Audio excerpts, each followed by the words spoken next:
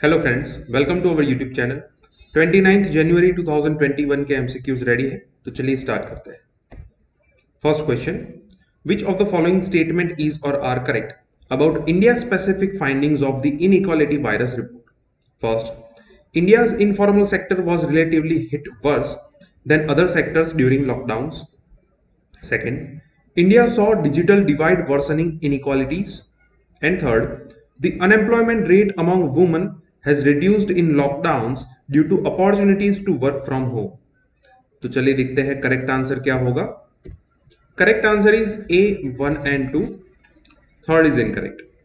ये inequality virus report जो है वो हमने प्रीवियस वीडियोस में बताया कि it is released by Oxfam international, जो कि ग्लोबल लेवल पे किस तरीके से इकोनॉमिकल इनइक्वालिटीज स्प्रेड हो रही है उसके बारे में ये रिपोर्ट है। तो ये पर्टिकुलर रिपोर्ट जो है उसका मेन फोकस कोविड-19 पेंडेमिक के ऊपर था। किस तरीके से पेंडेमिक की वजह से पूरी दुनिया में इनइक्वालिटी जो है वो और भी वाइड हो गई। इंडिया के अंदर अगर हम बात करें तो जो रिच सेक्शन है they manage to get rid of the pandemic. फिर जो व्हाइट कॉलर जॉब्स है तो उनके लिए वर्क फ्रॉम होम की अपॉर्चुनिटीज ज्यादा थी, तो वो भी मैनेजेबल था। लेकिन इनफॉर्मल सेक्टर जो है वहां पे वर्क फ्रॉम होम की अपॉर्चुनिटीज जो है वो काफी कम है। तो इसकी वजह से ऑलमोस्ट 122 मिलियन जॉब्स जो है वो चली गई लॉकडाउन की वजह से इंडिया के अंदर। So informal sector was relatively hit verse.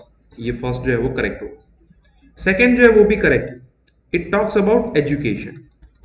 अब लॉकडाउन की वजह से एजुकेशन जो है वो पूरा बंद था, तो यहाँ पे ऑनलाइन लर्निंग जो है वो स्टार्ट किया गया। लेकिन आप सबको पता है कि इंडिया के अंदर इंटरनेट कनेक्टिविटी जो है वो अभी तक उतनी पेनिट्रेट नहीं हुई as particularly if we talk about the rural area. तो इसकी वजह से क्या हुआ कि जो लोग अफोर्ड कर सकते हैं, जहां पे इंफ्रास्ट्रक्चर अच्छा है, तो वहां पे वो लोग ऑनलाइन लर्निंग को अडॉप्ट कर सकते हैं। लेकिन जहां पे इंफ्रास्ट्रक्चर पुअर है, इंटरनेट कनेक्टिविटी नहीं है, they can not afford for digital learning.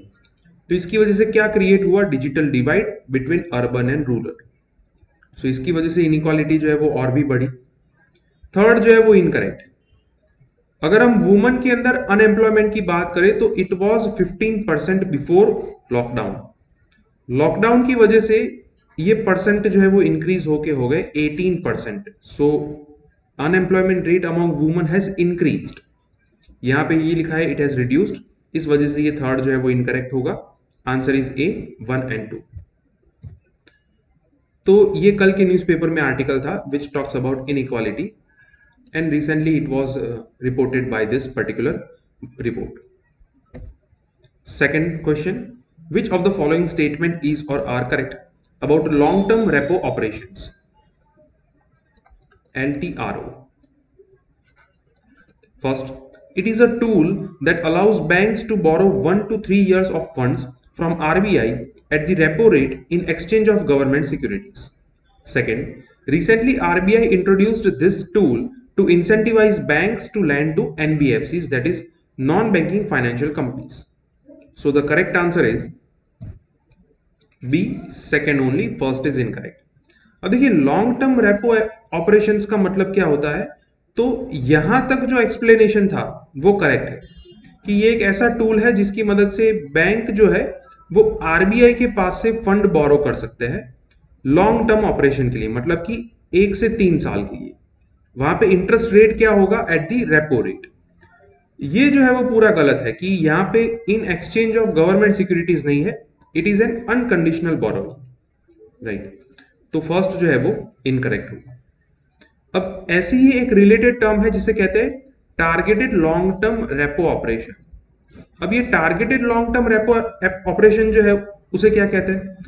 तो यहां पे आरबीआई जो है वो बैंक्स को ये इंस्ट्रक्शंस देते हैं कि जब आप इस फंड को लैंड करेंगे किसी और को, तो वहां पे आपको पर्टिकुलर सेक्टर को ही लैंड करना है। फॉर एग्जांपल कि एग्रीकल्चर है, रिन्यूएबल एनर्जी है, तो ऐसे सेक्टर को ही आपको लैंड करना है। तो इसे कहते हैं targeted long term repo operation, जिसके अंदर आरबीआई ने रिसेंटली 50,000 करोड़ लैंड किए थे बैंक्स को। अब बैंक जो है वो किसको लैंड करेंगे? ये पैसा जो है वो एनबीएफसी को लैंड करेंगे to incentivize NBFCs and to infuse liquidity for the NBFCs. NBFCs will have to lend these funds to the priority sectors such as agriculture, export, MSME, ये सब. सो सेकंड जो है वो करेक्ट होगा. Answer is B, second only. तो ये कल के न्यूज़पेपर में काफी अच्छा आर्टिकल था जिसके अंदर ये बताया गया है कि रिसेंटली हमें ये देखने को मिला कि इंडियन इकोनॉमी जो है वो धीरे धीरे रिकवर हो रही है, लेकिन और भी स्टेप्स आपको लेने होंगे जिसकी वजह से ये इकोनॉमिक रिकवरी जो है उसकी साइकिल चलती रहे. तो यहाँ पे आरबीआई का जो मेन रोल है वो डिस्क्राइब किया गया है. उसके ऊपर से यहाँ पे ये particularly targeted long term repo operation को भी मेंशन किया गया है. काफी अच्छा आर्टिकल है. इसके ऊपर से हम 2 और क्वेश्चन देखेंगे. Third question, the term operation twist is related to which of the following sector? Option A banking and finance, option B agriculture, option C industries and option D none of the above. So the correct answer is A, banking and finance. Operation twist जो है वो particularly US के अंदर start किया गया था और उस ऑपरेशन में से मोटिवेशन लेके इंडिया के अंदर आरबीआई जो है उन्होंने रिसेंटली ये ऑपरेशन ट्विस्ट जो है वो स्टार्ट किया. और ऑपरेशन ट्विस्ट के अंदर क्या होता है, आरबीआई जो है वो जो शॉर्ट टर्म सिक्योरिटीज होते हैं उनको सेल करेंगे और वहां से जो प्रोसीड्स मिलेगी उसकी मदद से long term government date papers जो है उसको परचेज करेंगे. मतलब कि जो शॉर्ट टर्म सिक्योरिटीज है आरबीआई के पास उनको सेल करके वो पैसा जो है वो कहां पे लगाएंगे, long term government date papers जो है उसको परचेज करने में लगाएंगे, जिसकी वजह से यहां पे ये फाइनेंसिंग मैकेनिज्म जो है वो इंप्रूव होगा. So it is related to banking and finance. तो इस पर्टिकुलर ऑपरेशन ट्विस्ट के बारे में भी बताया गया है. यहां पे आप एंडिंग लाइन में देख सकते हैं कि RBI is also continuing its operation twist the elongation of debt maturity structure through stimulation buying long term bonds and selling of short term bonds. Question number 4. Which of the following statement is or are correct about open market operations? First, it is one of the quantitative monetary tool of RBI to control money supply in the economy. Second, under these operations, RBI borrows or lends certain amount of funds to the government. तो चलिए देखते हैं correct answer क्या होगा. Correct answer is A, one only. Second is incorrect. अब इससे पहले जो हमने ऑपरेशन ट्विस्ट देखा, it is one kind of open market operation. Open market operation के अंदर क्या होता है कि आरबीआई जो है वो डायरेक्टली मार्केट के अंदर गवर्नमेंट सिक्योरिटीज जो है वो परचेज करता है या तो सेल करता है. अब ये कैसे होगा, तो आरबीआई जो है वो कमर्शियल बैंक्स के द्वारा मार्केट में, अगर मान लो कि मार्केट के अंदर लिक्विडिटी जो है वो ज्यादा है, if liquidity is higher in the market, तो आरबीआई क्या करेगा, गवर्नमेंट सिक्योरिटीज जो है उसको सेल करेगा through commercial bank and through market. तो मार्केट के अंदर क्या आ जाएगा, गवर्नमेंट सिक्योरिटीज, और मार्केट का पूरा पैसा जो है वो किसके पास आ जाएगा, आरबीआई के पास. So in this way RBI will capture the liquidity which is in excess in the market. अगर मान लो कि मार्केट के अंदर लिक्विडिटी क्रंच है, मतलब कि पैसे जो है वो काफी कम है, तो यहाँ पे आरबीआई क्या करेगा, ये गवर्नमेंट सिक्योरिटीज जो है उसको कमर्शियल बैंक्स के थ्रू परचेज कर लेगा, और परचेज करने के बदले में मार्केट में क्या करेगा, लिक्विडिटी जो है उसको इन्फ्यूज करेगा. सो इसे कहते हैं एक टाइप का क्वांटिटेटिव मॉनिटरी टूल, जिसकी वजह से आरबीआई जो है वो मनी सप्लाई को कंट्रोल कर सकता है. सो यहाँ पे कहीं पे भी गवर्नमेंट का कोई रोल नहीं है. आरबीआई जो है वो डायरेक्टली मार्केट के अंदर ही पैसा डालता है. यहाँ पे ये लिखा है कि ये बोरोइंग या लैंडिंग जो है वो गवर्नमेंट को करता है, इसलिए ये सेकंड स्टेटमेंट इनकरेक्ट होगा. Answer is A, one only. So जैसा कि मैंने कहा कि ये ऑपरेशन ट्विस्ट जो है it is one kind of open market operation. Fifth question, which of the following statement is or are correct about latest draft science technology and innovation policy? First, it proposes that at least 30% representation be ensured for women in all decision-making bodies. Second, all publicly funded research institutions and universities will be asked to provide daycare centers for children of employees. तो चलिए देखते हैं correct answer क्या होगा. Correct answer is C both 1 and 2, ये दोनों statement correct है। Recently इस महीने के स्टार्टिंग में गवर्नमेंट ने ये पर्टिकुलर पॉलिसी का ड्राफ्ट जो है उसे रिलीज किया था। उसके अंदर ये कहा गया है कि जितनी भी डिसीजन मेकिंग बॉडीज है वहां पे 30% रिप्रेजेंटेशन होना चाहिए वुमन। तो ये फर्स्ट जो है वो करेक्ट होगा। सेकंड जो है वो भी करेक्ट है कि जितनी भी पब्लिकली फंडेड रिसर्च इंस्टीट्यूशन है तो वहां पे जो एम्प्लॉयज है उनके बच्चों के लिए डे केयर सेंटर्स जो है वो प्रोवाइड करने होंगे। Along with that there should be elderly care centres also. So the answer is C both 1 and 2। तो ये जो पॉलिसी रिसेंटली डिक्लेयर की गई है उसके चलते ये कल के न्यूज़पेपर में आर्टिकल था जिसके अंदर ये कहा गया है कि किस तरीके से हम साइंस के अंदर सेल्फ रिलायंस जो है उसे अचीव कर सकते हैं, और उसके काफी सारे प्रोविजन जो है इस पर्टिकुलर पॉलिसी के वो भी यहाँ पे बताए गए हैं। काफी अच्छा आर्टिकल है, ये आपको पढ़ना चाहिए। Sixth question, which of the following statement is or are correct about DNA technology regulation bill 2019? First, the bill allows the use of technology to establish the identity of persons in matters of crime. Second, it provides for establishment of national and regional DNA data banks. So the correct answer is C, both 1 and 2, ये दोनों statement correct.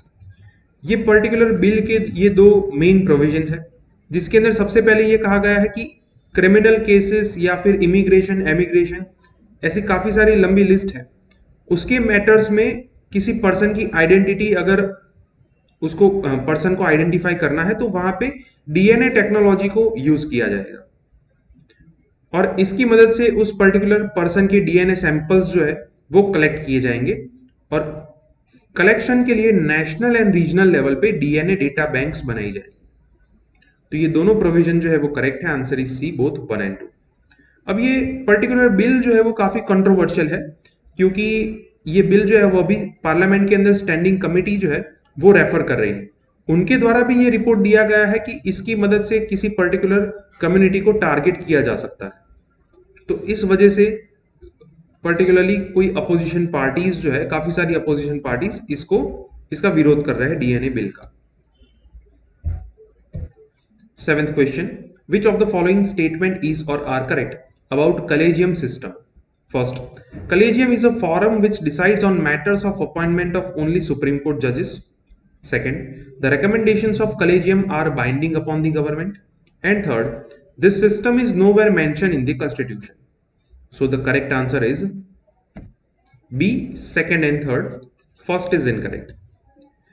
Collegium जो होता है, collegium का मतलब क्या हुआ कि chief justice of India plus 4 senior most जजेस, इनकी एक टीम होती है, उनको कहते हैं कलेजियम। अब वो काम क्या करता है, तो वो गवर्नमेंट को रिकमेंडेशंस भेजते हैं कि ये जजेस जो है उनको अपॉइंट करे।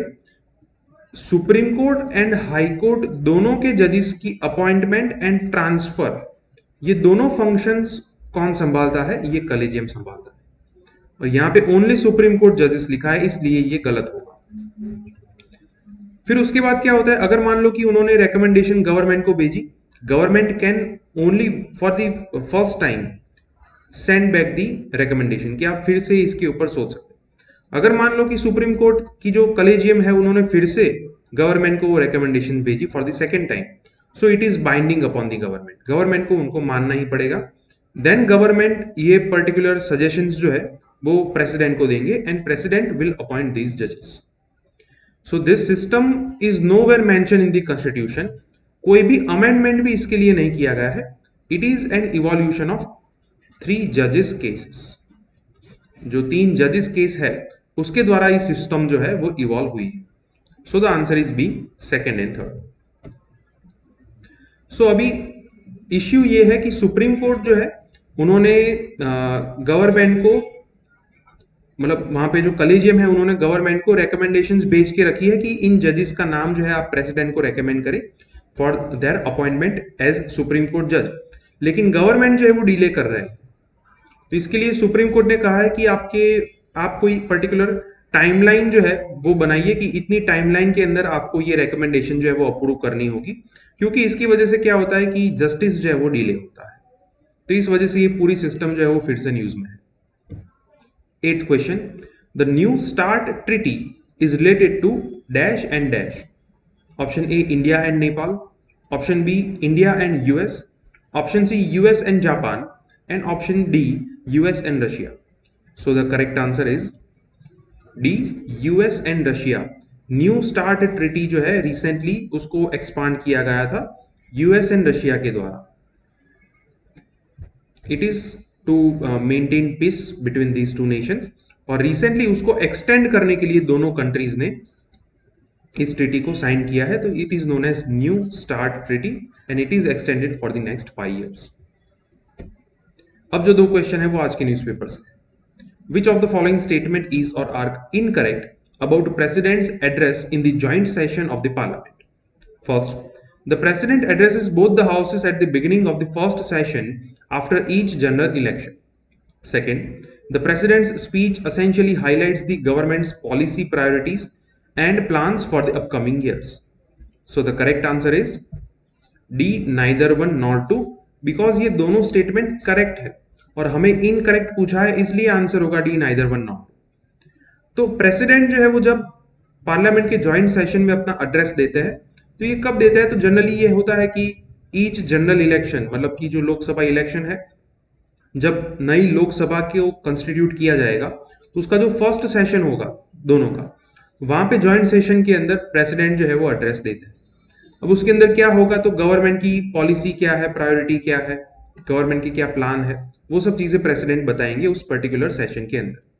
सो the answer is D, neither one nor two, because we were asked to identify incorrect statement. So 18 opposition parties ने डिसाइड किया है कि हम जॉइंट सेशन के अंदर जो प्रेसिडेंट का एड्रेस होगा उसको बॉयकॉट करेंगे, बिकॉज बजट सेशन के अंदर सबसे पहले जॉइंट सेशन होगा और वहां पे प्रेसिडेंट जो है वो एड्रेस देने वाले हैं. इस वजह से ये पूरा टॉपिक जो है वो न्यूज में है. ये आपको आज के फ्रंट पेज पे मिल जाएगा. 10th question, the Ved Nilayam is associated with which of the following state? First, Kerala. Second, Uttarakhand. Third, Tamil Nadu. And fourth, Uttar Pradesh. So the correct answer is C, Tamil Nadu. अब तमिलनाडु के जो former chief minister थे जयललिता, उनके residence को ये नाम दिया गया है Veda Nilayam and it is now a memorial. तो इस वजह से ये पर्टिकुलर प्लेस जो है वो न्यूज में. ओके फ्रेंड्स, तो आज के 10 MCQs यहाँ पे कंप्लीट होते हैं. अगर आपको कोई डाउट है तो आप कमेंट सेक्शन में लिख सकते हैं. हमारे वीडियोस आपको पसंद आए तो वीडियोस को लाइक कीजिए और चैनल को सब्सक्राइब कीजिए. Thank you.